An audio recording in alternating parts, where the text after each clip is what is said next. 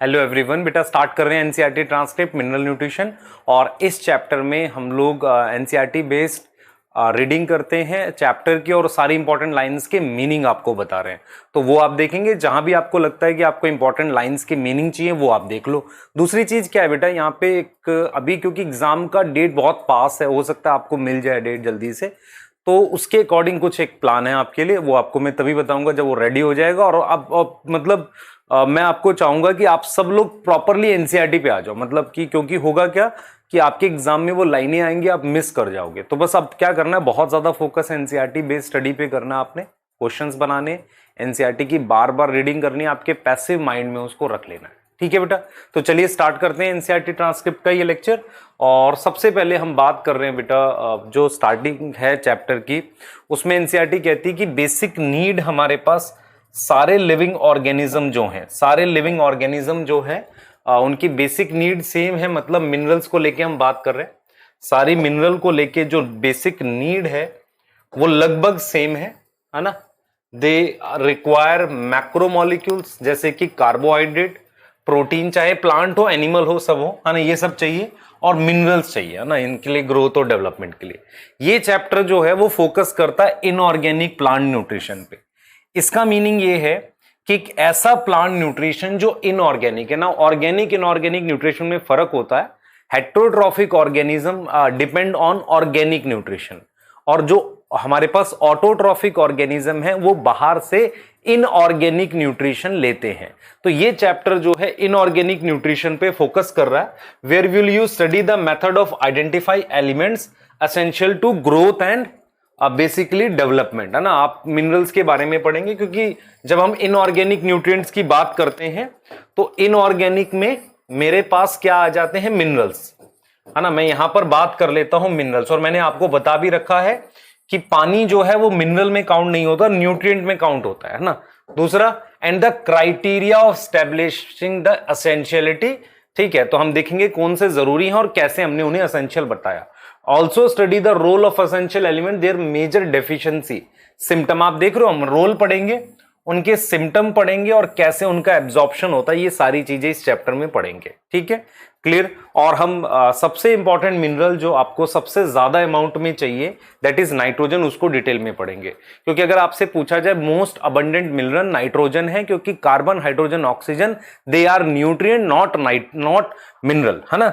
तो हम इसको स्टार्ट करते हैं। तो हुआ ये था बेटा, 1860 में, ईयर इंपॉर्टेंट है और आपको याद करना है, वॉन सैक ने, एक प्रोमिनेंट जर्मन बॉटनिस्ट थे, है ना, बॉटनिस्ट थे, ठीक है, क्लियर। उन्होंने फर्स्ट टाइम प्लांट को ग्रो किया था किसमें, मैच्योरिटी तक, न्यूट्रिएंट सॉल्यूशन में। ये बहुत इंपॉर्टेंट बात है, जब हम यहां पे लिख रहे हैं कि प्लांट को ग्रो किया था मैच्योरिटी तक, इसका मतलब ये है कि प्लांट को पूरा ग्रो किया था। मैच्योरिटी वर्ड का मतलब है फ्लावर आने तक ग्रो किया था। और this technique of growing plant in a nutrient solution is known as hydroponic. तो ये जो टेक्निक हमारे पास है प्लांट को ग्रो करने की, इसे हम हाइड्रोपोनिक कहते हैं।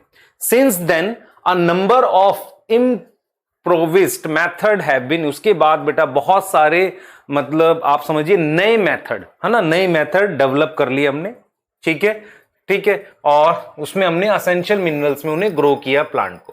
The असेंस of all this method, असेंस का मतलब है मेन जो पर्पस है इसका, इन सारे मेथड का क्या था कि प्लांट को सॉइल फ्री मीडियम में ग्रो करना है। मतलब वहां सॉइल नहीं होनी चाहिए और वो मिनरल सॉल्यूशन डिफाइन होना चाहिए। डिफाइन का मतलब होता है आपको उसकी कंसंट्रेशन पता होनी चाहिए कि कितनी कंसंट्रेशन है। These method required purified water and mineral nutrient salt, है ना। ये मेथड क्या रिक्वायर है, प्यूरिफाइड वाटर, मतलब आप क्या करेंगे, इसमें आप पानी ले लेंगे, है ना, पानी जो डिस्टिल्ड वाटर है, उसके साथ आप इसमें मिनरल डाल देंगे, और आपको ऑक्सीजन भी चाहिए, आपके पास है, मिनरल डाल देंगे, ठीक है, clear. After a series of experiment in which roots of these plant are immersed in nutrient solution and where an element was added, substituted or removed in varied concentration, हमने क्या किया बेटा, एक सॉल्यूशन लिया, उस सॉल्यूशन में plant की roots को इमर्स किया हुआ था, और हमने जो उसमें मिनरल डाला उनकी कंसंट्रेशन को बदल कर देखा। जैसे मान लो मेरे पास एक्स अमाउंट डाला, उस एक्स अमाउंट को हमने बढ़ा कर देखा, घटा कर देखा, दूसरा जो मिनरल मैंने डाला उसको बदल के देखा, फाइनली मैं एक ऐसे सॉल्यूशन पे आ गया जिसमें हम प्लांट को क्या कर सकते हैं, प्रॉपरली ग्रो कर सकते हैं। तो इस तरीके से हम एक सॉल्यूशन पर आ गए जिसमें हम प्लांट को प्रॉपरली क्या कर सकते हैं, ग्रो कर सकते हैं। दूसरा मतलब suitable for the growth of plant, आपने वो सॉल्यूशन ऑब्टेन कर लिया, आप समझ रहे हैं, वो सॉल्यूशन आपने ऑब्टेन कर लिया। By this method essential elements for identify, जब आप सब्स्टिट्यूट करके देखा आपने और उससे आपको पता चला कि इसके बिना ग्रोथ नहीं हो रही, तो आपने एसेंशियल एलिमेंट्स भी आइडेंटिफाई कर लिए। एंड देयर डेफिशिएंसी सिम्टम्स, किसी मिनरल को हटाने से जो सिम्टम आए उससे आपने डेफिशिएंसी सिम्टम को भी पता कर लिया। तो hydroponics has been successfully employed as a technique for the commercial production of vegetable such as seedless cucumber, tomato and lettuce. मतलब ये वो प्लांट थे जिन्हें आप मतलब बेसिकली हाइड्रोपोनिक सॉल्यूशन में ग्रीन हाउस में ग्रो कर सकते हैं। सीडलेस कुकुम्बर, लेट्यूस, टोमेटो, है ना, क्लियर। इनको कमर्शियल भी ग्रो किया गया। It must be emphasise that nutrient solution must be adequately aerated. मुझे एयर देना जरूरी है बेटा, और हम लोग ये पढ़ते भी है ट्रांसपोर्ट इन प्लांट में कि एयर देने से क्या होता है, ऑक्सीजन मिलती है और एरोबिक रेस्पिरेशन होता है रूट में। Without aerobic respiration root mineral absorb नहीं कर सकते और पानी एब्जॉर्ब नहीं होता। ठीक है, clear. What would happen if solution were not poorly aerated, मैंने आपको बता दिया, ना पानी मिनरल एब्जॉर्ब होगा ना वाटर एब्जॉर्ब होगा। तो आप देख सकते हैं, और मैं डायग्राम के थ्रू इस टेक्निक को आपको दिखा सकता हूं। ठीक है, क्लियर है। एक सेकेंड दे बेटा, जरा माइक चेंज करना है मैंने।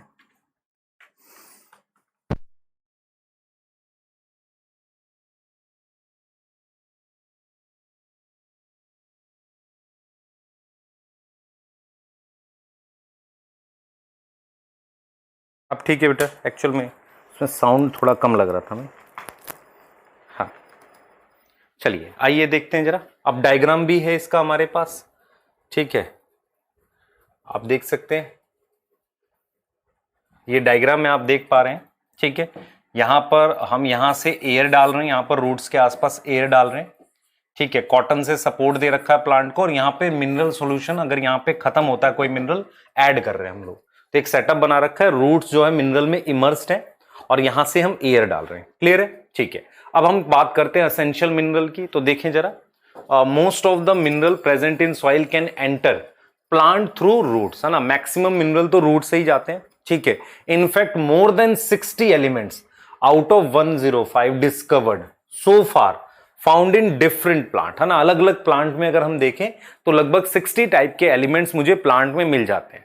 सम plant species accumulate selenium, other gold, while some plant growing near radioactive site, है ना, तो वो रेडियो एक्टिव स्ट्रॉन्शियम भी ले लेता है। देखो कुछ ऐसे एलिमेंट्स भी ले लेता है जिनकी जरूरत नहीं है, ये चीज कह रहा है।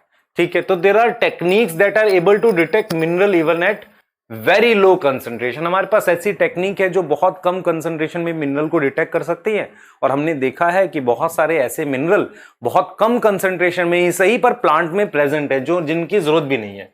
The question is whether all diverse mineral element present in plant, for example diverse मतलब अलग अलग तरह के जो मिनरल प्रेजेंट है, गोल्ड, सिनीलियम जो mention above, are really necessary for plant, क्या वो प्लांट के लिए सच में जरूरी है। How we decide that is essential for plant and what is not. हम ये कैसे डिसाइड करेंगे कि प्लांट के लिए क्या जरूरी है और क्या जरूरी नहीं है। आप समझो ध्यान से, हम ये कैसे डिसाइड करेंगे कि प्लांट के लिए क्या जरूरी है और क्या जरूरी नहीं है। ये बहुत इंपॉर्टेंट सवाल है। ठीक है, हम कैसे डिसाइड करेंगे। हमारे पास मेथड है जो लो कंसंट्रेशन पहचान सकता है। अब क्राइटेरिया, हमने क्या किया, कुछ क्राइटेरिया रखा है एसेंशियल को पहचानने का।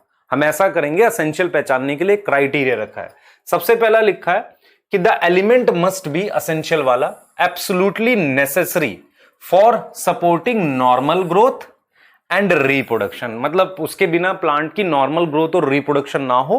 ठीक है, in the absence of element the plant do not complete their life cycle और सीड सेट। अब यही चीज बोल रहे हैं ना बेटा, मैच्योरिटी तक हेल्प करना चाहिए था, तो उसके बिना प्लांट क्या ना कर सके, अपनी लाइफ साइकिल कंप्लीट ना कर सके और सीड ना बना सके। ये चीज इंपॉर्टेंट है ना। दूसरा है the requirement of element must be specific, जो रिक्वायरमेंट है एलिमेंट की वो बहुत ज्यादा स्पेसिफिक होनी चाहिए। अब ये स्पेसिफिक वर्ड का मीनिंग ये होता है बेटा कि इतनी ज्यादा स्पेसिफिक होनी चाहिए कि उसको रिप्लेस ना कर सके। आप देखिए, the requirement of the element must be specific and not replaceable by other element. वो इतनी स्पेसिफिक हो कि उसे कोई दूसरा एलिमेंट रिप्लेस ना कर सके। In other word, deficiency of any one element can not be met by supplying some other element. मतलब एक एलिमेंट की डेफिशिएंसी दूसरे एलिमेंट के सप्लाई करने से रिप्लेस ना हो। आप समझो ध्यान से, एक एलिमेंट की डेफिशिएंसी दूसरे को सप्लाई करने से, मतलब किसी का रोल दूसरे से रिप्लेस ना कर सके। The element must be directly involve in metabolism of plant. और एलिमेंट मेरे पास डायरेक्टली किस में इन्वॉल्व हो? मेटाबॉलिज्म में। तो आप देख लो ध्यान से कि इतना स्पेसिफिक हो कि रिप्लेस ना कर सके, ठीक है। दूसरा, नॉर्मल ग्रोथ में और रिप्रोडक्शन में इन्वॉल्व हो, उसके बिना प्लांट सीड ना सेट कर सके। तो ये क्राइटेरिया बता दिया हमने। और एक सेटअप है बेटा, ये हाइड्रोपोनिक का, आप देख सकते हो, जिसमें हम क्या कर रहे हैं, यहां से आप पानी ले जा रहे हैं, ऐसे सॉल्यूशन है, और उसको यहां रूट के पास, आप देखिए इस प्लांट की रूट के पास वो सॉल्यूशन है, उसको वॉश करके ऐसे जा रहा है। तो सॉल्यूशन पहले ऐसे गया और फिर यहां से ये वापसी इसमें गिर रहा है। तो सॉल्यूशन को हम ऐसे ले गए और यहां डाल दिया हमने, और ये रूट को वॉश करता हुआ इस ट्यूब में, इन सारे प्लांट की रूट को वॉश करता हुआ जा रहा है, उसमें ग्रोथ हो रही है। तो ये कमर्शियल हाइड्रोपोनिक सॉल्यूशन वो बना, सेटअप बना दिया। अब क्या है, हम ये देख रहे हैं कि based on above criteria only few elements have been found to be absolutely essential for plant growth and metabolism। हमने कहा कि इस क्राइटेरिया के हिसाब से few elements, हमारे पास बहुत ही कम एलिमेंट्स हैं जो एब्सोल्युटली एसेंशियल हैं for plant growth and metabolism. हमारे पास बहुत ही कम ऐसे एलिमेंट हैं जो बिल्कुल एसेंशियल हैं किसके लिए? प्लांट की ग्रोथ और मेटाबॉलिज्म के लिए। These elements are further divided into two broad category, ठीक है, एंड देयर क्वांटिटी। देखो कौन कौन से हैं। एक हमारे पास है मैक्रोन्यूट्रिएंट्स, आप समझे ध्यान से। एक हमारे पास मैक्रोन्यूट्रिएंट्स हैं, दूसरा हमारे पास माइक्रोन्यूट्रिएंट्स है। तो हमने कहा है कि क्राइटेरिया के हिसाब से हमारे पास दो ही एलिमेंट हैं जो बहुत जरूरी हैं। एक मेरे पास मैक्रोन्यूट्रिएंट है और दूसरा मेरे पास क्या है? माइक्रोन्यूट्रिएंट, है ना। एक मैक्रो है और दूसरा मेरे पास क्या है? माइक्रोन्यूट्रिएंट है, ठीक है, क्लियर अमाउंट के हिसाब से। तो मैक्रोन्यूट्रिएंट क्या है? मैक्रोन्यूट्रिएंट बेटा ज्यादा अमाउंट में चाहिए, प्लांट टिश्यू में ज्यादा अमाउंट में चाहिए। कितना चाहिए? 10 millimole per KG of dry matter. ये याद रखना बेटा, ड्राई लिखा हुआ यहां पे। अगर मैं ड्राई वेट का लूंगा तो more than 10 millimole per KG, उससे ज्यादा चाहिए मुझे, ठीक है। द मैक्रोन्यूट्रिएंट इंक्लूड, देख लो इसको याद करने का तरीका था बेटा, हम ऐसे याद करते थे, चोन पीएसके, सिलिकॉन छोड़ दो, कैल्शियम एमजी लिख दो, ये मैक्रो है ना। Carbon, hydrogen, oxygen, nitrogen, phosphorus, sulphur, potassium, calcium, magnesium. Of this carbon, hydrogen, oxygen जो है वो इससे मिलते हैं। आप समझ लो ध्यान से, कार्बन, हाइड्रोजन, ऑक्सीजन मुझे CO2 और H2 से मिलते हैं। बाकी सारे मुझे कहां से मिलते हैं? सॉइल से मिलते हैं एज अ मिनरल न्यूट्रिशन। तो इसका मीनिंग ये हुआ कि ये वाले मेरे पास न्यूट्रिएंट तो हैं पर मिनरल नहीं है। बाकी सारे मुझे कैसे मिलते हैं? मिनरल की फॉर्म में। तो आपके पास कार्बन, हाइड्रोजन, ऑक्सीजन के लिए क्लियरली एनसीईआरटी ने बताया। माइक्रो आ जाओ, माइक्रो को ही हम क्या बोल रहे हैं? ट्रेस बोल रहे हैं, ठीक है। और ये स्मॉल अमाउंट में चाहिए, कितना? Less than 10 millimole per KG of dry wait.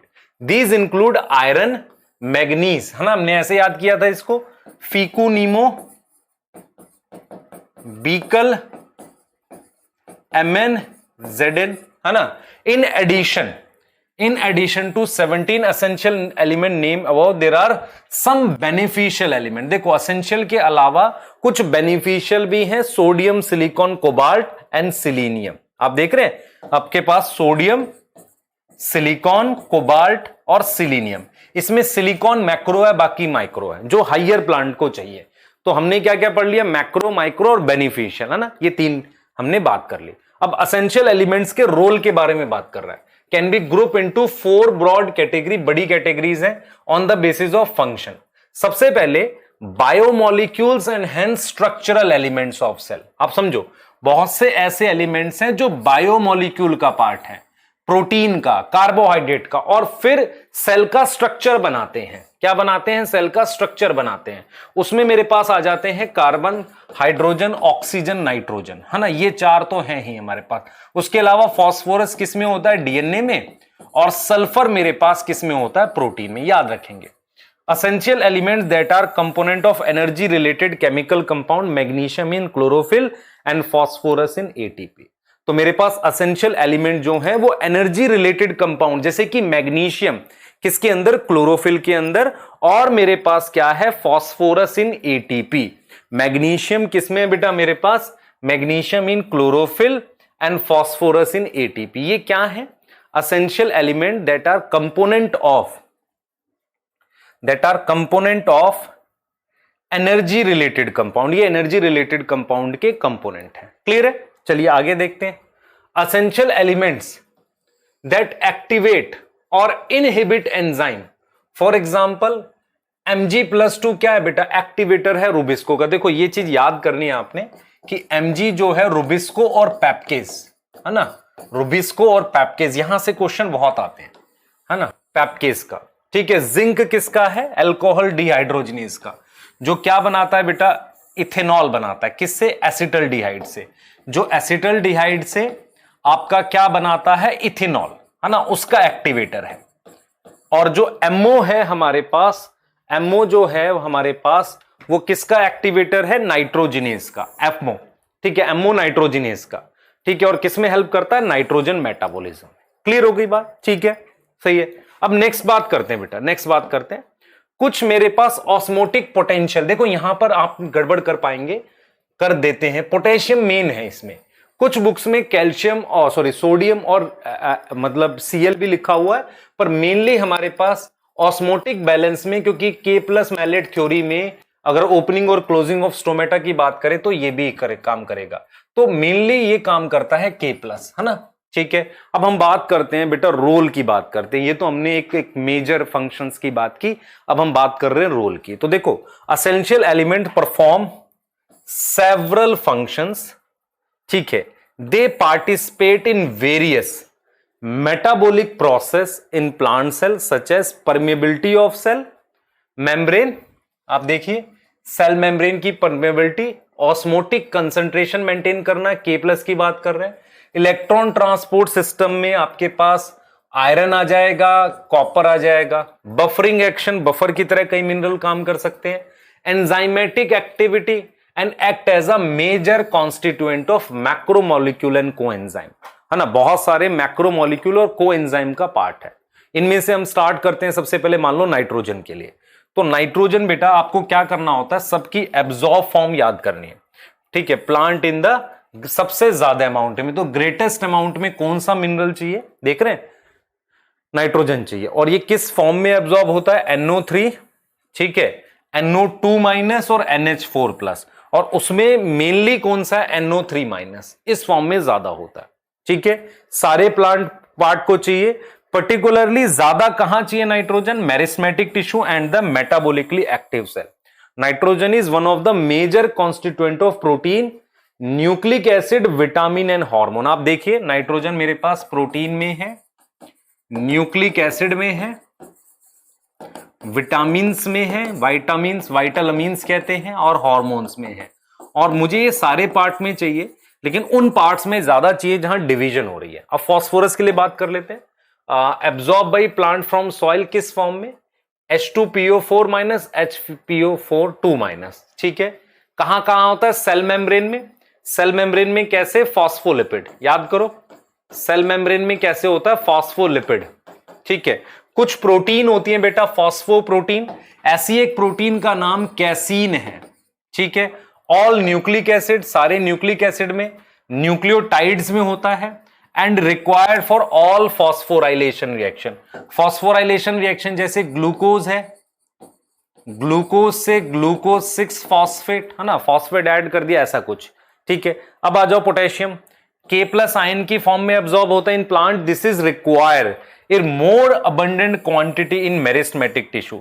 तो सबसे ज्यादा ये किसमें चाहिए होता है, मेरिस्टेमेटिक टिश्यू में चाहिए होता है, most abundant in meristematic tissue, buds, leaves and root tip. आप समझिए ध्यान से, तो पोटेशियम जो है मेरे पास वो एब्जॉर्ब होता है एब्जॉर्ब हो रहा है कैसे, as a K plus ion, ठीक है, K प्लस आयन एब्जॉर्ब हो रहा है। और in plant this is required is more abundant quantity in meristematic tissue, है ना। ये किस लिए रिक्वायर है बेटा, more abundant quantities in meristematic tissue, buds, leaves and root tip. Clear. तो पोटेशियम क्या कर रहा है देख रहे हो आप, है ना, इनके लिए चाहिए। देखो डिवाइडिंग सेल्स में ज्यादा चाहिए potassium, help to maintain anion cation balance, है ना। ये opening closing of stomata, protein synthesis में मदद करता है, opening and closing of stomata हो गया। कुछ एंजाइम है, टर्जिडिटी। आप देखो एक में, इसमें आपने याद दिमाग में बिठाना है कि डिवाइडिंग सेल पे मिलता है पोटेशियम काफी, ठीक है, और ओपनिंग क्लोजिंग ऑफ स्टोमेटा करता है, और टर्जिडिटी प्रोटीन सिंथेसिस कंट्रोल कर सकता है, ठीक है। कैल्शियम पे आ जाते हैं। कैल्शियम बेटा Ca2+ की फॉर्म में एब्जॉर्ब होगा, ठीक है, क्लियर। दूसरा required by meristematic and differentiating tissue, उन टिश्यू में जो जिसमें डिफरेंशिएशन हो रही है। एक्चुअल में मिडल लेमेला बनाता है ना, तो मिडल लेमेला बनाता है, तो मिडल लेमेला कैल्शियम पैक्टेट का है ये, तो इसलिए लिखा हुआ है एनसीईआरटी ने, during cell division it is use in synthesis of cell wall particularly as calcium pectate का मिडल लेमेला, ठीक है, needed during the formation of spindle. तो स्पिंडल बनाने के लिए चाहिए middle lamella. It accumulate in older leave, क्योंकि ये नॉन वो है ना, इमोबाइल है, इमोबाइल होता है इसलिए ये एक्यूमुलेट होता है किसमें, ओल्डर लीव में। It involve in normal functioning of membrane, normal functioning of membrane के लिए चाहिए। इट एक्टिवेट सर्टेन एंजाइम, यहां पर ये जो बात लिखी हुई है रेगुलेटिंग मेटाबॉलिक, ये वाले में बेटा ये सेकंड मैसेंजर की तरह काम करता है। आपने पढ़ा हुआ है काफी सारे जगह calcium as a second messenger काम करता है, तो ये वो चीज लिखी हुई है, this is second messenger, this is for immobile के लिए लिखा है, ठीक है। नेक्स्ट हमारे पास क्या है बेटा, मैग्नीशियम है हमारे पास। Magnesium it is absorb by plant in form of Mg+2 ion. It is activate enzyme for respiration, photosynthesis and are involved in the synthesis of DNA, ठीक है, DNA, RNA, देख रहे हैं आप ये। तो सबसे पहले तो रेस्पिरेशन के लिए चाहिए, क्योंकि ये हेक्सोकाइनेज को चाहिए, और उसके अलावा एक एंजाइम चाहिए पाइरुवेट डिहाइड्रोजिनेज। आप देखेंगे वहां मैग्नीशियम लिखा हुआ है, पाइरुवेट डिहाइड्रोजिनेज को भी चाहिए। उसके अलावा अगर फोटोसिंथेसिस की बात कर रहे हैं तो मुझे रुबिस्को को देना पड़ेगा इसको, और पेप्केस को देना पड़ेगा, है ना, इसलिए चाहिए, ठीक है। मैग्नीशियम कॉन्स्टिट्यूएंट ऑफ रिंग, आपने पढ़ा होना चाहिए कि सेंटर में मैग्नीशियम होता है क्लोरोफिल रिंग के, फिर 4 नाइट्रोजन होती है, तो ring of chlorophyll, and help to maintain the ribosome structure. Ribosome की 2 सब यूनिट तभी जुड़ती हैं जब Mg+2 प्रेजेंट हो। दूसरा है मेरे पास plant obtain sulphur in form of sulphate, ठीक है।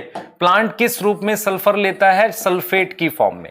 Sulphur is present in 2 amino acids.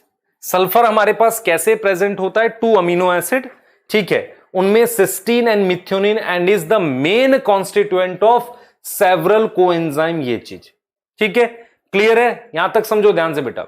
हमने यहां पर क्या बोला है, ध्यान से देखो, plant obtain sulphur in form of कैसे, SO2-, ठीक है। Sulphur is the 2 amino acid, कौन कौन सा है मेरे पास, सिस्टीन एंड मिथ्योनिन, है ना, इसमें है हमारे पास। देखो सल्फर तो अमीनो एसिड में होता है, फिर एक विटामिन है, विटामिन मेरे पास कौन सा है, थायामिन, है ना, TPP बनाता है ये, और बायोटीन एक विटामिन है। कोएंजाइम ये कहां चाहिए होता है, रेस्पिरेशन में, तो ये काफी सारे विटामिन का पार्ट होता है। उसके अलावा सिस्टीन मिथ्योनिन इसमें होता है, ठीक है।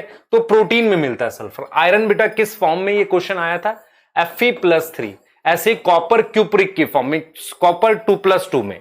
It is required in large amount in comparison to other micronutrient. तो मैक्रो में सबसे ज्यादा नाइट्रोजन है, और माइक्रो में सबसे ज्यादा हमारे पास क्या है बेटा, आयरन है। It is important constituent of protein, involve in transfer of electron. ये ETS का पार्ट होता है, वहां पर आप पढ़ते हैं फेरोडेक्सिन, साइटोक्रोम, इन सब में, है ना, साइटोक्रोम, फेरोडेक्सिन, इन सब में चाहिए ये, इनमें आयरन होता है, ठीक है। ये रिवर्सिबली ऑक्सीडाइज होता है +2 से, ये होता है ना ETS, इलेक्ट्रॉन ट्रांसपोर्ट चेन में Fe+2 से Fe+3 में ये चेंज होता रहता है during electron transfer. It activate catalase enzyme and essential for the formation of chlorophyll. तो आपको याद रखना है, क्लोरोफिल बनाने के लिए मैग्नीशियम और आयरन दोनों चाहिए, और कैटलेज एंजाइम का एक्टिवेटर है, उसमें ये हीम की तरह से होता है बेटा, आपने पढ़ा हुआ है ये एंजाइम चैप्टर में। मैग्नीज बेटा किस फॉर्म में होगा, मैग्नस आयन, है ना, किस फॉर्म में एब्जॉर्ब होगा, Magnus ion. It is activate many enzyme involve in photosynthesis, ये बहुत सारे एंजाइम को एक्टिवेट करता है फोटोसिंथेसिस में।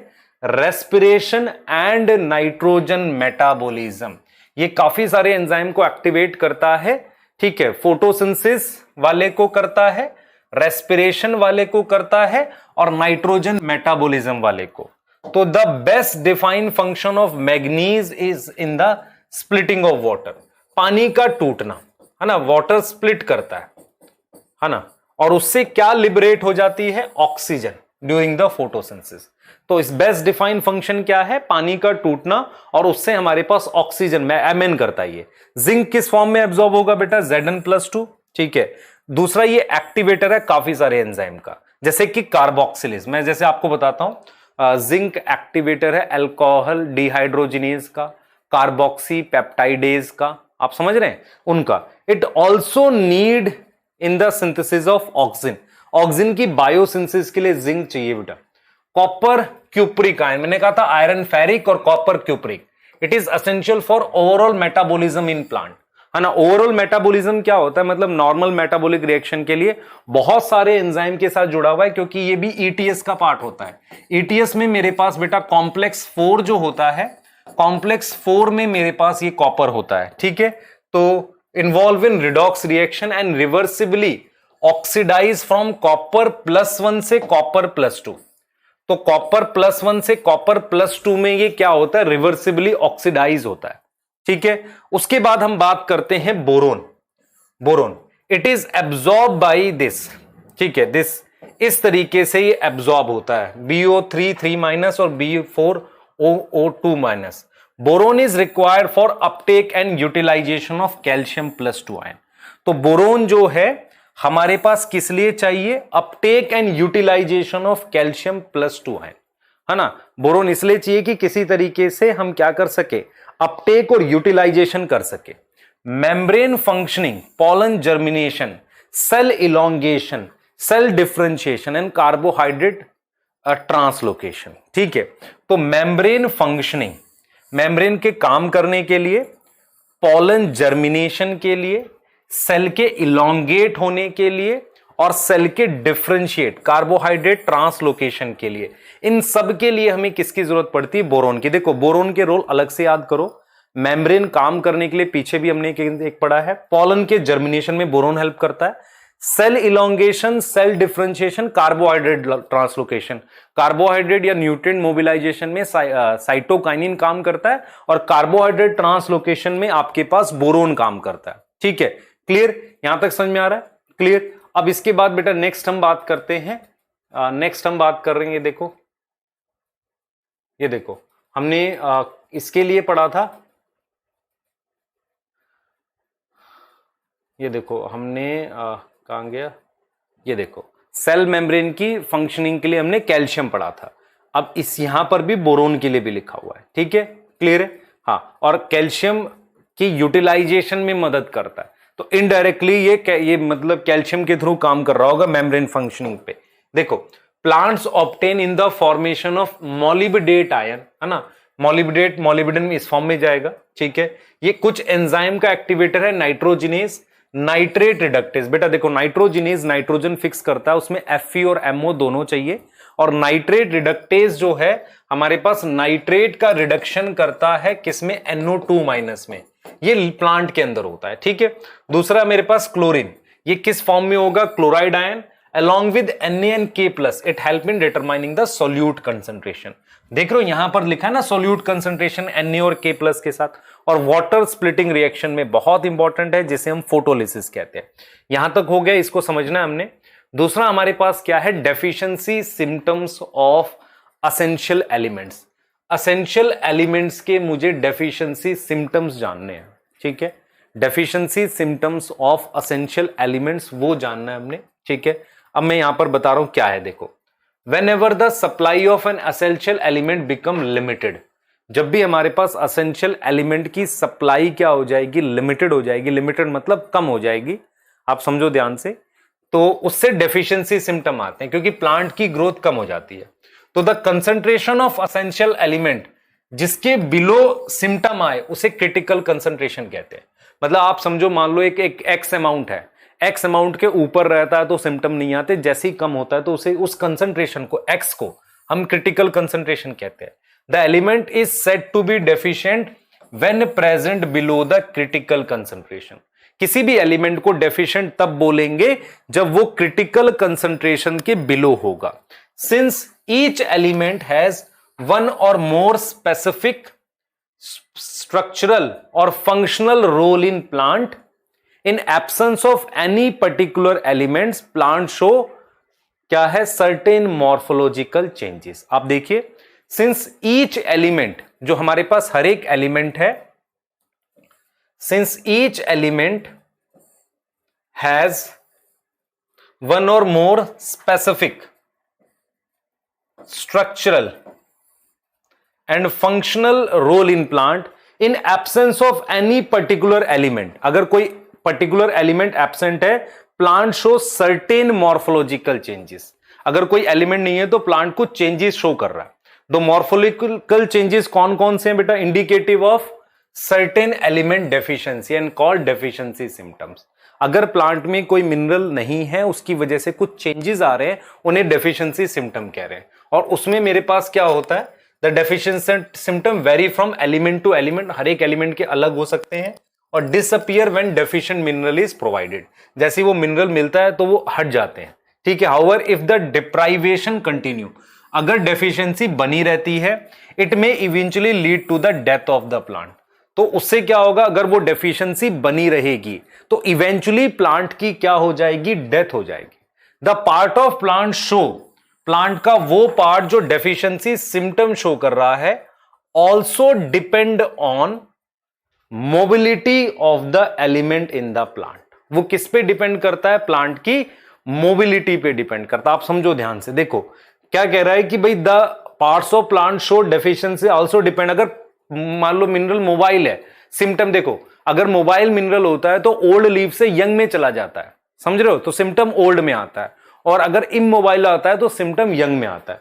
For elements that are actively mobilised within the plant and exported to young developing tissue, the deficiency symptom tend to appear in the older tissue. For example, the deficiency symptom of nitrogen, potassium and magnesium are visible first in old leaves. Senescence का मतलब है तो old leaf.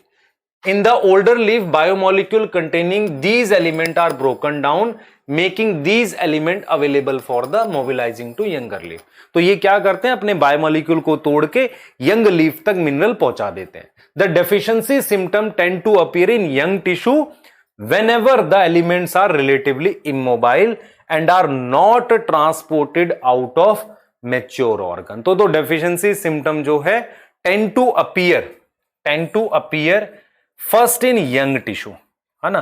First किस में आएंगे? Young tissue में आएंगे। और whenever the element are relatively immobile and are not transported out of mature organ. अब देखो डेफिशिएंसी सिम्टम सबसे पहले यंग में आ रहे हैं बेटा, सबसे पहले किस में आ रहे हैं? यंग में आ रहे हैं, ठीक है, क्लियर। एंड कहां से? मेच्योर ऑर्गन से, देख रहे हो, ठीक है। तो the deficiency first in young tissue when ever the क्या होगा? इमोबाइल होगा। तो मेच्योर से नहीं आएगा, तो मेच्योर में कब आएगा? जब वो मोबाइल होगा, ठीक है। For example element like sulphur और कैल्शियम, बेटा सल्फर कैल्शियम सही है, आपके पास ट्रांसपोर्ट में भी डाटा और यहां भी डाटा, ये वाला डाटा करेक्ट है, मैं क्लियर बता रहा हूं, डाउट नहीं रखना इसे। Are a part of structural component of cell and hence are not easily released, क्योंकि वो क्या है, कुछ ऐसे स्ट्रक्चर का पार्ट है जो आसानी से टूटता नहीं है, इसलिए वो क्या नहीं होगा, आसानी से मोबिलाइज नहीं होगा। The aspect of mineral nutrition in plant is of a great significance and importance to the, यही चीज बेटा एग्रीकल्चर में हेल्प करती है। अगर आपको पता है कि कौन सा मिनरल डेफिशिएंट है, आप वो देकर अच्छी ग्रोथ प्लांट में वापसी ला सकते हैं। The kind of deficiency symptom जो प्लांट शो करते हैं, one is chlorosis. Now chlorosis होता है yellowing of leaf, necrosis death of tissue, stunted growth का मतलब होता है ग्रोथ का कम हो जाना, premature fall of leaf मतलब लीफ पहले गिर जाना, bud, and inhibition of cell division, ये कुछ हमारे पास क्या है, मतलब वो है क्या नाम है, सिम्टम्स है। जैसे chlorosis is a loss of chlorophyll leading to yellowing of leaf. अगर क्लोरोफिल लॉस होता है तो उसे क्लोरोसिस कहते हैं, जिससे येलोविंग ऑफ लीफ होती है। ठीक है, तो this symptom is caused by deficiency of element sodium, potassium, magnesium, sulphur, iron, Mn, Zn and MO। तो इसकी वजह से हमारे पास क्या होता है, डेफिशिएंसी के लिए बता रहा। अब देखो क्लोरोसिस के लिए मिनरल दे रखे हैं, 4 मैक्रो है, 4 माइक्रो, आपने नाम याद करने। ठीक है, लाइकवाइज नेक्रोसिस, हमने नेक्रोसिस के लिए कू का Mg के देख सकते हो, कू का मतलब कॉपर। अब देखिए कॉपर का मतलब ये Mg के, लैक और लो लेवल ऑफ मॉन्स्क, MONSK है ना, मॉन्स्क, इनिबिशन ऑफ सेल डिवीजन। ठीक है, इनिबिशन के लिए आ गया। और डिले इन फ्लावरिंग के लिए क्या आ गया, मॉन्स आ गया। डिले इन फ्लावरिंग के लिए क्या आ गया हमारे पास, मॉन्स आ गया। क्लियर है, ठीक, क्लियर। अब you can see from the above that deficiency of any element can cause multiple symptoms and that they से symptoms may be caused by the deficiency of one of the several different elements। ठीक है, you can see from the above, हम ना, हम लोग देख सकते हैं कहां से, above that हम ये देख सकते हैं कि deficiency of any element can cause multiple symptoms। ठीक है, multiple symptoms and the same symptoms may be caused by the deficiency of several, देख रहे हैं, different elements। आप देखिए कि हमारे पास क्या है, मल्टीपल सिम्टम्स आ रहे हैं। ठीक है, और आप देखो, आप हम कह रहे हैं कि भाई एक एलिमेंट से बहुत सिम्टम आ सकते हैं या बहुत सारे सिम्टम रिलेट हैं। देख रहे हैं, can cause multiple symptom and same symptom may be cause by deficiency of different element। Hence to identify the deficient element one has to study all symptom develop in the various part। इसीलिए हम क्या करेंगे बेटा, एक symptom से नहीं पता चलेगा। मान लो आयरन का और कॉपर का सिम्टम कुछ मैच कर रहा है, अगर मैं सारे सिम्टम पढ़ूंगा तभी मुझे पता चलेगा, तो वो मेरे पास एक स्टैंडर्ड टेबल होगी जिसके थ्रू मैं करूंगा। We must also be aware that different plant also respond differently to deficiency of same element. और ये भी अलग है बेटा कि प्लांट वाइज भी अलग होता है। तो अगर मैं डेफिशिएंसी सिम्टम की बात करता हूं तो एक मिनरल के एक से ज्यादा सिम्टम होते हैं। ठीक है, सेम सिम्टम कई मिनरल के होते हैं और डिफरेंट प्लांट अलग कंसंट्रेशन पे करता है। तो मेरे पास क्या होता है, एक टेबल होती है प्रॉपर, उस टेबल के थ्रू मैं क्या करता हूं, सिम्टम स्टडी कर लेता हूं। अब आ जाओ टॉक्सिसिटी। टॉक्सिसिटी क्या होता है, the requirement of micronutrient is always in low amount, है ना। माइक्रो तो मुझे कम अमाउंट में चाहिए, और अगर while their moderate decrease cause deficiency symptoms and moderate increase can cause toxicity। क्योंकि उसका अमाउंट बहुत कम चाहिए, तो थोड़ा सा बढ़ते ही और थोड़ा सा घटते ही, घटेगा तो डेफिशिएंसी होगी, थोड़ा सा बढ़ेगा तो टॉक्सिसिटी होगी। In other word there is narrow range of concentration at which the elements are optimum, है ना। हमारे पास एक बहुत पतली रेंज है। एनी मिनरल और ion concentration in tissue that reduce the dry weight of tissue by 10%। आप समझो, कोई भी जो अगर ड्राई वेट को 10% कम कर दे तो उसे हम क्या बोलेंगे, टॉक्सिक बोलेंगे। Such critical concentration vary widely among different micro, तो अलग अलग होती है बेटा हर एक की। The toxicity symptoms are difficult to identify. असल में क्या होता है, टॉक्सिसिटी का पहचानना मुश्किल काम होता है, क्योंकि टॉक्सिसिटी ऑफ किसी एक एलिमेंट की, ठीक है, also vary for different plant. हर एक प्लांट के लिए मिनरल का टॉक्सिक अमाउंट भी अलग अलग होगा। Many a time excess of element में inhibit the uptake of other mineral.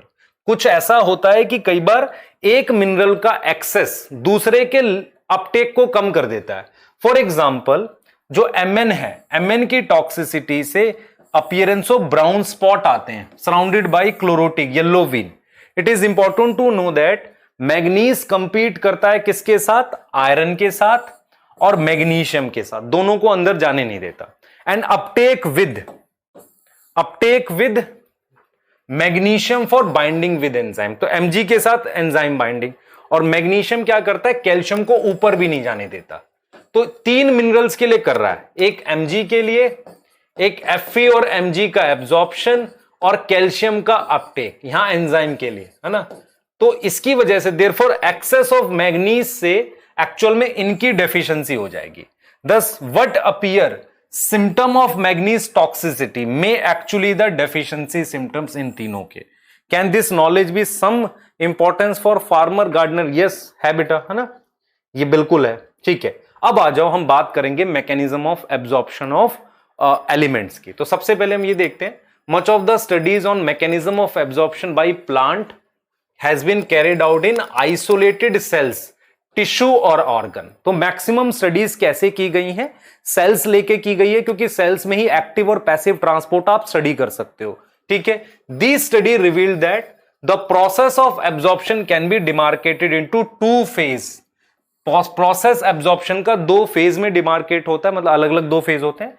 First phase में initial rapid Uptake of ion into the free space और आउटर स्पेस, जिसे हम एपोप्लास्ट कहते हैं। तो जैसे मान लो मैंने ये कोई सेल बनाया है, तो इसकी जो सेल वॉल है वो नॉन लिविंग स्पेस है, तो यहां पर मिनरल थोड़ा फास्ट आता है, तो इसे हम क्या बोलते हैं? फास्ट अपटेक है, ये एपोप्लास्ट में चला गया तो ये फास्ट है। इज पैसिव, है ना, यहां तक तो मिनरल पैसिव आएगा, लेकिन जब अंदर जाएगा तो एक्टिव होगा। In the second phase of uptake, जो अंदर जा रहा है इनर स्पेस में, द सिंपलास्ट ऑफ सेल, मतलब लिविंग स्पेस में, देखो दिस सेल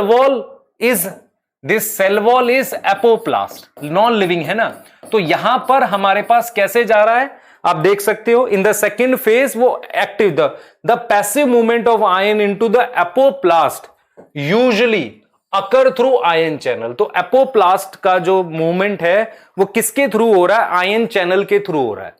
तो the transmembrane protein that function as selective pores, आप समझे ध्यान से, तो जो ट्रांस मेम्ब्रेन प्रोटीन है जो कैसे काम कर रही है? सिलेक्टिव पोर की तरह। ठीक है, ट्रांस मेम्ब्रेन प्रोटीन कैसे काम कर रही है? फंक्शन एज सिलेक्टिव पोर। सिलेक्टिव पोर का मतलब होता है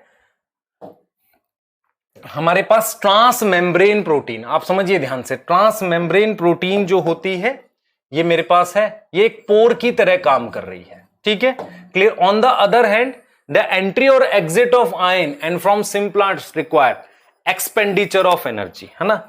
एंट्री और एग्जिट जो है, ठीक है, उससे क्या होगा? एक्सपेंडिचर ऑफ मेटाबॉलिक एनर्जी करके, मतलब एनर्जी खर्च करके, आप समझो ध्यान से। अंदर तो बेटा एक्टिव होगा, उसके बाद क्या अंदर है एंट्री और exit of ion require energy, क्योंकि मुझे चैनल और पंप लग सकते हैं विच में बी एक्टिव, तो पंप में मुझे एनर्जी खर्च करनी। The movement of ion usually flux. तो हम ये कह सकते हैं कि मान लो कोई सेल को लेके हम स्टडी कर रहे हैं, उसके बाहर सरफेस में आना एपोप्लास्ट पैसिव, अंदर और फिर वहां से बाहर जाना इज एक्टिव, है ना। Movement is known as flux, अंदर की मूवमेंट इनफ्लक्स, बाहर की मूवमेंट ई फ्लक्स। ठीक है, क्लियर। ठीक है, उसके बाद ट्रांसलोकेशन होता है, ट्रांसपोर्ट। एक बार अंदर आ गया मिनरल तो ट्रांसपोर्ट। तो mineral salts are translocated through xylem, किसके थ्रू? पानी के साथ, ascending stream of water which is pulled up through the plant by the transpirational pull. आप समझ रहे हैं, ट्रांसप्रेशनल पुल से जो पानी ऊपर जा रहा है उसके साथ ही मेरे साथ मिनरल यहां मूव कर जाएगा। Analysis of xylem SAP show that the present of mineral salt, है ना, जाइलम के अंदर आपको मिनरल सॉल्ट दिख जाएगा। Use radio isotope mineral element also substantiate this view that they are transported through xylem। तो इस substantiate का मतलब है यहां पर कि सपोर्ट करता है इस बात को कि मिनरल जाइलम से जाते हैं, जहां पे आप क्या यूज कर सकते हो? रेडियो एक्टिव आइसोटोप यूज कर सकते हो। क्लियर है? ठीक है, क्लियर। हाँ, majority of nutrient that are essential for growth and development of plant become available to root due to the weathering and break down of rock. देखो कहां से आता है बेटा, जो भी मिनरल आता है रॉक के टूटने से आता है ना। ठीक है, this process enrich the soil with the dissolve ions and inorganic. आप हमेशा याद रखो, प्लांट हमेशा किस फॉर्म में ले सकता है? डिसॉल्व फॉर्म में। तो ये dissolve form, since they are derive from the rock minerals, their role in plant nutrition is referred to as mineral nutrition. क्योंकि इसीलिए हम क्या कह रहे हैं बेटा, प्लांट में मिनरल न्यूट्रिशन क्यों कह रहे हैं? क्योंकि ये रॉक से आया है ना, रॉक से डिसॉल्व फॉर्म में आ जाते हैं और फिर उसको प्लांट ले रहा है, उसे मिनरल न्यूट्रिशन कह रहे हैं। ठीक है, नेक्स्ट हमारे पास क्या है? Consist of wide variety of substance, है ना। Soil not only supply minerals but उसमें माइक्रोब्स भी रखता है जो नाइट्रोजन फिक्स करता है। देखो सॉइल का काम सिर्फ वो मिनरल्स प्रोवाइड करना नहीं है जो रॉक के टूटने से आए हैं। वो कुछ ऐसे माइक्रोब्स भी रखते हैं जो कहीं ना कहीं मिनरल्स को क्या करेंगे बेटा, मिनरल्स को आप देख पा रहे हो ये, है ना। Other microbes hold water, supplies air to root and act as a matrix to stabilise the plant. आप देखिए नेक्स्ट क्या कह रहा है, कह रहा है कि अदर माइक्रोब्स क्या कर रहे हैं, होल्ड वाटर, ठीक है, supply air to the roots and act as a matrix that stabilise the plant. आप समझे ध्यान से, तो अदर आप देख पा रहे हैं, other microbe hold water, supply air, है ना, ये सारी चीजें, ठीक है। Since deficiency of essential mineral affect the crop yield, है ना, हमारे पास जो मिनरल की डेफिशिएंसी है वो कहीं ना कहीं किसको अफेक्ट कर रही है, क्रॉप की यील्ड को। There is often a need for supplying them through the fertiliser. तो कई बार क्या होता है, मिनरल कम होगा तो उसे फर्टिलाइजर से सप्लाई करते हैं, मैक्रो माइक्रो दोनों दे सकते हैं बेटा, है ना, जरूरत के हिसाब से। अब आ जाते हैं nitrogen metabolism, one of the important part of the chapter. Apart from carbon, hydrogen, oxygen, nitrogen जो है वो मोस्ट प्रीवेलेंट एलिमेंट है, इनके अलावा ये भी चाहिए। नाइट्रोजन तो बहुत सारी जगह होता है, हमने लिखा amino acid, protein, hormone, chlorophyll and many of the vitamin.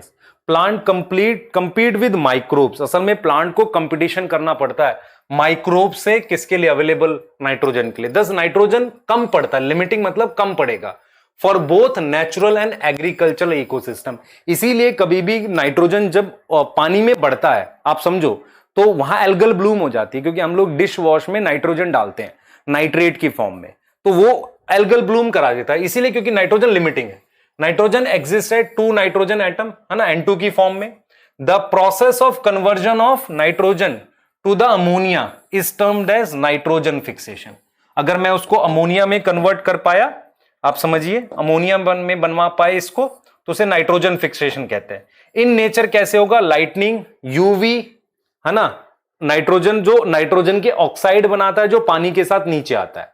Industrial combustion से भी बेटा, हमारा फॉरेस्ट फायर से भी नाइट्रोजन के ऑक्साइड्स बनते हैं, है ना, पावर हाउस वगैरह से, यहां से नाइट्रोजन के ऑक्साइड्स बनते हैं जो जमीन में आते हैं, कैसे, एसिड रेन की फॉर्म में, ठीक है।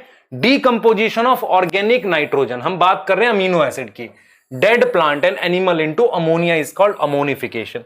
मतलब अगर आप अमीनो एसिड को अमोनिया बनाओगे, अमीनो एसिड से आप क्या बनाओगे, अमोनिया, इसको अमोनिफिकेशन कहते हैं, because amino acid is organic nitrogen, organic nitrogen, ठीक है, क्लियर। अब देखो, some of the ammonia volatile and reenter the atmosphere but most of it converted into nitrate. कुछ अमोनिया वापसी चला जाता है और कुछ अमोनिया कन्वर्ट हो जाता है किसमें, नाइट्रेट में। क्लियर हो गई बात, सही है, ठीक है। नेक्स्ट देखो जरा ध्यान से, अब ये रिएक्शन दे रखा है आपके पास, देख सकते हो आप, ये वाला तो है ना, अमोनिया, देख रहे हो, ये हमारे पास क्या पढ़ रहे हैं बेटा, ये है कीमो ऑटोट्रॉफ जो करते हैं, जिन्हें हम नाइट्रिफिकेशन कहते हैं ना। आप देख रहे हो, पहले NO2 माइनस बना और NO2 माइनस से NO3 माइनस। चलो आगे देखते हैं, बहुत इंपॉर्टेंट है, ठीक है। तो हमने क्या किया, ये अमोनिफिकेशन की बात की, और यहां से देख रहे हो नाइट्रोजन, देखो कैसे कैसे यहां पे। सबसे पहले ये मेरे पास क्या है, आप देखो, दिस इज अमोनिया, ठीक है। अमोनिया एक तो बायोलॉजिकल फिक्सेशन से आएगा, इंडस्ट्रियल फिक्सेशन हेबर प्रोसेस से आ सकता है, ठीक है, अमोनिफिकेशन से आ सकता है, ऑर्गेनिक, ये तो डीकंपोजिशन से आ रहा है। Ammonia NO2 minus NO3 minus में, यहां से प्लांट ले लेगा, प्लांट से एनिमल में जा सकता है, ठीक है, प्लांट से किस में जा सकता है, एनिमल में जा सकता है, दोनों डेड हो गए और फिर अमोनिफिकेशन से वापसी जा सकता है। देख रहे हो, प्लांट से एनिमल में, एनिमल और प्लांट दोनों डेड, तो डिकेइंग बायोमास से अमोनिफिकेशन, ठीक है। इलेक्ट्रिकल फिक्सेशन से नाइट्रोजन के ऑक्साइड एसिड फॉर्म में, एसिड रेन की फॉर्म में नीचे आ सकते हैं। क्लियर है, ठीक है। चलिए, ammonia is first oxidise into nitrite, कौन सा बैक्टीरिया, नाइट्रोसोमनास और नाइट्रोकोकस। कीमो ऑटोट्रॉफ, कीमोसिंथेटिक कहते हैं इन्हें। द नाइट्राइट को फिर कन्वर्ट कर रहे हैं किसमें, नाइट्रेट में, नाइट्रोबैक्टर और नाइट्रोसिस्टिस करता है ये। The step is called nitrification, और बैक्टीरिया क्या है, कीमो ऑटोट्रॉफ है। नाइट्रेट जो होगा वही एब्जॉर्ब होगा और प्लांट उसको लीफ में ले जाएगा। In leaf it is reduce to ammonia. आप देखिए, लीफ में ये जो NO माइनस NO3 माइनस है ना, वापसी अमोनिया में कन्वर्ट होगा और वहां से वो अमीनो एसिड बनाएगा, ठीक है, amine group of amino acid. तो nitrate present in soil is also reduce to nitrogen denitrification. Denitrification आप देखो जरा ध्यान से, इसका मतलब मेरे पास ये चीज जो लाइन लिखी थी एनसीईआरटी में कि वो कंपीट करते हैं, तो कौन से बैक्टीरिया से कंपटीशन कर रहा है प्लांट? मेनली कंपटीशन कर रहा है उससे जो उसको कन्वर्ट कर दे रहा है किसमें? एटमॉस्फेरिक नाइट्रोजन में। N2 में कन्वर्ट कर रहा है, या तो प्लांट उसको ले ले या वो N2 में कन्वर्ट कर दे। तो प्लांट या तो ले लेगा या वो N2 में कन्वर्ट कर देगा। ये काम करता है थायोबैसिलस और स्यूडोमोनास। ठीक है, क्लियर, सही है। तो बायोलॉजिकल N2 फिक्सेशन क्या है? Very few living organism can utilise the nitrogen in form of N2 available abundantly in air. समझो ध्यान से, बहुत कुछ ऑर्गेनिज्म है जो यूटिलाइज कर सकते हैं किसको? नाइट्रोजन को। किसकी फॉर्म में? N2। Only certain prokaryotic species are capable of fixing nitrogen. सिर्फ कुछ ऐसी प्रोकैरियोटिक स्पीशीज हैं जो फिक्स कर सकती हैं नाइट्रोजन। ठीक है, तो reduction of nitrogen into ammonia by living organism is called biological nitrogen fixation. आप समझे ध्यान से? तो हमने क्या लिखा है? Very few living organism can utilise nitrogen. आप देख पा रहे हो, है ना? ठीक है, only certain prokaryotic species are capable of fixing nitrogen. कुछ ही ऐसी प्रोकैरियोटिक स्पीशीज होती हैं जो नाइट्रोजन फिक्स कर सकती है। Reduction of nitrogen to ammonia by living organism is called biological nitrogen fixation. Living organism में बायोलॉजिकल नाइट्रोजन फिक्सेशन बोल देते हैं। The enzyme nitrogenase which is capable of nitrogen reduction is present exclusively in prokaryote. ये बहुत important बात है बेटा, आप समझो ध्यान से कि नाइट्रोजिनेज एंजाइम सिर्फ किस में होता है? हमारे पास प्रोकैरियोट्स में होता है। Such microbes are called N2 fixer, है ना? इन्हें हम क्या बोलते हैं? N2 फिक्सर बोलते हैं। देखो इनके नाम दे रखे हैं। नाइट्रोजन फिक्सिंग माइक्रोब्स के नाम है हमारे पास, देख लो। फ्री लिविंग वाले में कौन है मेरे पास? एजोटोबैक्टर आ जाएगा और बेजरनीकिया। वाइल रोडोस्पिरिलम आर एनारोबिक, है ना? ये एनारोबिक है। और ये वाले कौन से थे? दोनों एरोबिक थे। एरोबिक वाले के नाम देख लो, ये और ये। रोडोस्पिरिलम एनारोबिक है एंड फ्री लिविंग है। In addition a number of cyanobacteria anabaena nostoc free living भी होते हैं और सिम्बायोटिक भी होते हैं। सिम्बायोटिक में देखो क्या है? सिम्बायोटिक में हमारे पास एसोसिएशन होती है। The most among them are leguminous plant में जो होता है वो मेरे पास रॉड शेप बैक्टीरिया है, राइजोबियम। ठीक है, such relationship with the root of several legume such as अल्फा अल्फा स्वीट क्लोवर। आप देख रहे हो ये लेग्यूम के प्लांट, स्वीट क्लोवर, ये सब फैबेसी के मेंबर है बेटा। Sweet pea, lentils, garden pea, broad bean, ये सब Leguminosae. Clover bean. The most common association of root as nodule. These nodule are small outgrowth on the root, है ना? तो ये नोड्यूल बनाते हैं। कौन कौन नोड्यूल बनाता है बेटा? एक तो ये राइजोबियम बनाता है और दूसरा मेरे पास कौन बनाता है? फ्रैंकिया भी नोड्यूल बनाता है, फ्रैंकिया, है ना? Also produce nitrogen fixing nodule. तो नोड्यूल तो दोनों बनाते हैं। तो root of non leguminous plant किसमें? एलनस में। Both Rhizobium and Frankia free living होते हैं पर जरूरत पड़ने पर नाइट्रोजन फिक्स करते हैं। अपरूट, अपरूट का मतलब निकालो कोई भी ऐसा प्लांट पल्सिस वाला फ्लावरिंग से पहले, क्योंकि उस वक्त नाइट्रोजन फिक्स हो रही होगी। हमारे पास एक स्फेरिकल आउटग्रोथ दिखती है जिसे नोड्यूल कहते हैं। उनको काटो तो आपको पिंक कलर दिखेगा। ठीक है, this is due to the presence of leg haemoglobin, leguminous haemoglobin और लेग हेमोग्लोबिन। क्लियर है? अब आ जाओ जरा। Nodule formation involve a sequence of multiple interaction. हमारे पास क्या है? मल्टीपल इंटरेक्शन है किसके बीच में? Rhizobium and root of host plant. कई इंटरेक्शंस होते हैं। Principal stage in the nodule formation are summarise as follow. तो जो प्रिंसिपल स्टेज है नोड्यूल फॉर्मेशन की, उसको हम कैसे समराइज कर रहे हैं वो देखो। Rhizobium multiply and colonise the surrounding of root and get attach to epidermal and root hair cells. आप देखो राइजोबियम जो है वो मल्टीप्लाई कर रहा है और कॉलोनाइज कर रहा है किस पे? Surrounding the root. तो रूट के यहां पर वो मल्टीप्लाई करता है और रूट हेयर पे अटैच हो जाता है। उसके बाद क्या होगा? रूट हेयर कर्ल हो जाती है हमारे पास। रूट हेयर हल्की सी क्या होगी? ऐसे कर्ल हो जाएगी। जो रूट हेयर है ऐसे कर्ल हो जाएगी। तो रूट हेयर कर्ल होगी एंड बैक्टीरिया फिर एंटर करेगा। An infection thread is produce carrying the bacteria into the cortex. तो कॉर्टेक्स तक ले जाएगा, इन्फेक्शन थ्रेड बनेगा, where they initiate nodule formation in the cortex, है ना, वो नोड्यूल बना देंगे किसके अंदर, कॉर्टेक्स ऑफ रूट के अंदर। Then the bacteria are release from the thread into the cells, thread से सेल्स में चला जाएगा, which lead to the differentiation of specialised nitrogen fixing cell. तो जब बैक्टीरिया मेरे पास किसके अंदर चला गया, सेल्स के अंदर चला गया, तो उनको नाइट्रोजन फिक्सिंग सेल में कन्वर्ट कर देगा। द नोड्यूल दस formed establish a direct vascular connection with the host. तो वो क्या करेगा बेटा, होस्ट के साथ, होस्ट के मतलब जाइलम फ्लोएम के साथ, रूट के साथ वास्कुलर कनेक्शन नोड्यूल बनाएगा ताकि उसको वो नाइट्रोजन दे सके, वहां से खाना ले सके।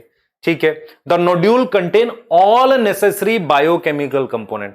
नोड्यूल में नाइट्रोजन बनाने के लिए, फिक्स करने के लिए सब कुछ है, जैसे कि enzyme nitrogenase, leg haemoglobin. The enzyme nitrogenase is a MOFE protein and catalyze the conversion of atmospheric nitrogen। तो यही क्या करता है, एटमॉस्फेरिक नाइट्रोजन को कन्वर्ट करता है। इसमें ये हमारे पास MOFE प्रोटीन होती है। ठीक है, clear. The first stable product of nitrogen fixation है ये, क्लियर है। उसके बाद ये देखो, यही चीज दे रखा है, ये पहले यहां मल्टीप्लाई करता है, आप देख सकते हैं यहां बैक्टीरिया मल्टीप्लाई करेगा, फिर कर्लिंग हो गई है, इन्फेक्शन थ्रेड बना है, फिर यहां इसने नोड्यूल बना दिया। अब इस नोड्यूल का एक तो वास्कुलर कनेक्शन स्टैब्लिश होगा, दूसरा इसके सेल्स डिफरेंशिएट होंगे, डिफरेंशिएट होके नाइट्रोजन फिक्स करेंगे। अब रिएक्शन देख लो, ये है nitrogen plus 8 electron, 8H plus, यहां 2 अमोनिया 1 H2 एक्स्ट्रा बन रहा है, तो मेरे पास 16 ATP लगते हैं 2 अमोनिया के लिए, आप देख रहे हैं। तो enzyme nitrogenase is highly sensitive to oxygen, है ना, इट रिक्वायर एनारोबिक कंडीशन। तो nodule have adaptation that ensure that the enzyme protected from the oxygen। कुछ ऐसा करते हैं कि एंजाइम को ऑक्सीजन मिले ही नहीं। ठीक है, दिस प्रोटेक्ट दिस एंजाइम। तो कैसे करेंगे, लेग हीमोग्लोबिन के थ्रू, उधर ऑक्सीजन नहीं जानी चाहिए। ठीक है, nodule contain an oxygen scavenger known as leg haemoglobin. It is interesting to note that these microbe live as a aerobe under free living condition, whereas nitrogenase is not operational, but during nitrogen fixing event they become anaerobic। ठीक है, you must have been noticed in the above reaction that the ammonia synthesized by nitrogenase require, है ना, देख रहे हैं आप क्या कह रहा है बेटा, वो एनारोबिक कंडीशन में रहेगा। ठीक है, और आपको चाहिए नाइट्रोजिनेज रिक्वायर, उसको क्या चाहिए, very high input of energy, 8 ATP चाहिए फॉर ईच अमोनिया के लिए, और 2 अमोनिया के लिए 16 ATP। और वो किसके लिए होगा, ऑब्टेन फ्रॉम द रेस्पिरेशन, जो रूट नोड्यूल रेस्पिरेशन करेगा उसके लिए चाहिए। तो मेरे पास ये एंजाइम है और ये मॉलिक्यूलर नाइट्रोजन है, ये जुड़ी, इसमें ट्रिपल बॉन्ड है, अब डबल बॉन्ड रह गया, है ना, यहाँ NH आ गया, फिर एक और हाइड्रोजन जोड़ा हमने यहाँ पर, तो 4 H आ गए, है ना, यहाँ पे, फिर एक और बार जोड़ा तो मेरे पास फाइनली अमोनिया बन के ये रिलीज हो गया। क्लियर है, तो ये वो रिएक्शन और एंजाइम फिर से यूज हो जाएगा। ठीक है, तो अब देखो जो अमोनिया बना है उसका क्या होगा। अमोनिया देखो बेटा क्या होता है, फिजियोलॉजिकल पीएच पे वो प्रोटोनेटेड होके NH4+ में आ जाता है। NH4+ से आप अमीनो एसिड बनाओगे, while the most of the plant can assimilate nitrate। बहुत सारे प्लांट नाइट्रेट ले सकते हैं as well as ammonium ion. ठीक है, क्लियर, ये टॉक्सिक है, hence cannot be accumulate in them। भाई प्लांट जब नाइट्रेट लेगा तो कुछ देर के लिए एक्यूमुलेट कर सकता है, लेकिन प्लांट अगर क्या लेगा, हमारे पास NH4+ लेगा तो एक्यूमुलेट नहीं कर सकता। तो there are 2 main ways which it can take place. First है रिडक्टिव एमिनेशन। रिडक्टिव एमिनेशन क्या होता है, in this process ammonia react with alpha ketoglutaric acid and forms glutamic acid as indicated in the equation given below. तो reductive amination में क्या होगा, ammonia react करके alpha ketoglutaric acid बनाएगा और ग्लूटामिक। तो सबसे पहला रिएक्शन यही है बेटा, आपको समझना है कि मेरे पास क्या होता है, कीटो एसिड होते हैं, आप समझना इसको। सबसे 2 स्टेप में हम अमीनो एसिड बनाते हैं। पहला रिडक्टिव एमिनेशन है, तो हमारे पास ये जो कीटो एसिड है इस पे अमोनिया जुड़ता है और NADPH जुड़ता है। तो NADPH की वजह से इसकी हाइड्रोजन यहां जाएगी, तो हाइड्रोजन मूव करने से हम रिडक्शन कह रहे हैं और साथ में एमिनेशन हो रही है। तो पहला अमीनो एसिड बनता है ग्लूटामिक एसिड और एंजाइम का नाम ग्लूटामेट डिहाइड्रोजिनेज। तो एक कीटो एसिड की एमिनेशन से पहला अमीनो एसिड बनता है जिसे हम ग्लूटामेट कहते हैं, ठीक है। दूसरा स्टेप होता है ट्रांसएमिनेशन। एक बार आपने ग्लूटामेट बना लिया, उसका अमीनो ग्रुप आप ट्रांसफर करो। आप क्या करो, अमीनो ग्रुप मूव करो। कैसे मूव करोगे, देखो आपने क्या करना है, it involve in the transfer of amino group from amino acid to the keto acid of keto acid. तो glutamic acid is the main amino acid from which transfer of NH to the amino acid take place and other amino acid are formed through transamination। तो हम ये समझ रहे हैं कि transamination एक ऐसा मेथड है जिसके थ्रू क्या हो रहा है, हमारे पास इसका ट्रांसफर हो रहा है। इसका क्या हो रहा है, ट्रांसफर हो रहा है। तो transfer of amino group from one amino acid to keto group of keto acid, है ना। तो एक अमीनो एसिड से हम ग्रुप मूव कर रहे हैं कीटो एसिड पे। ग्लूटामिक एसिड क्या है, मेन अमीनो एसिड है from which transfer of NH2 the amino group take place from other amino acid are formed through transamination। The enzyme transaminase catalyze all such reaction।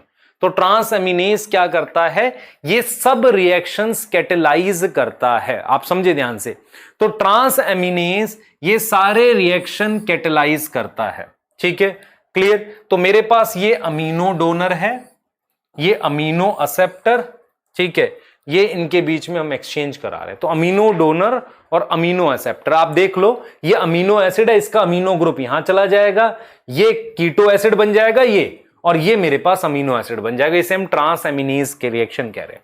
अब हमारे पास क्या होता है बेटा, एक बार हमने एक अमीनो एसिड मान लो बनाया ग्लूटामिक एसिड, उस ग्लूटामिक एसिड से आप दूसरे अमीनो एसिड बनाते हैं। ऐसे ही हम क्या कर सकते हैं, किसी अमीनो एसिड पर अगर मैं और NH2 जोड़ूं तो अमाइड बन जाएगा, यही लिखा है।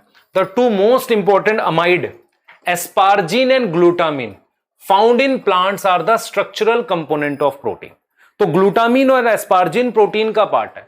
They are found from two amino acid, mainly aspartic acid और ग्लूटामिक एसिड। मतलब अगर एस्पार्टिक एसिड पर आप अमीनो ग्रुप जोड़ेंगे तो एस्पार्जिन बनेगा, और ग्लूटामिक एसिड पर जोड़ेंगे तो ग्लूटामिन बनेगा। दोनों में एक्स्ट्रा नाइट्रोजन आ गई, ठीक है। और ये कैसे करते हैं, अमीनो ग्रुप को रिएक्ट करते हैं, किससे, अमीनो ग्रुप ऐड करते हैं हाइड्रोक्सिल पार्ट से। तो इसका मतलब ये हुआ कि आपके पास ऑलरेडी एक अमीनो एसिड है जिसका नाम आपने मान लो क्या रखा हुआ है, एस्पार्टिक एसिड रखा हुआ है।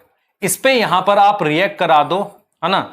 आप यहां पर आप रिएक्ट करा दो, किससे रिएक्ट करा रहे हो, यही कर रहे हो ना, यहां आप NH2 से रिएक्ट करा दो, तो आपके पास ये COH है बेटा, दिस इज COH, है ना, ये एस्पार्टिक एसिड है।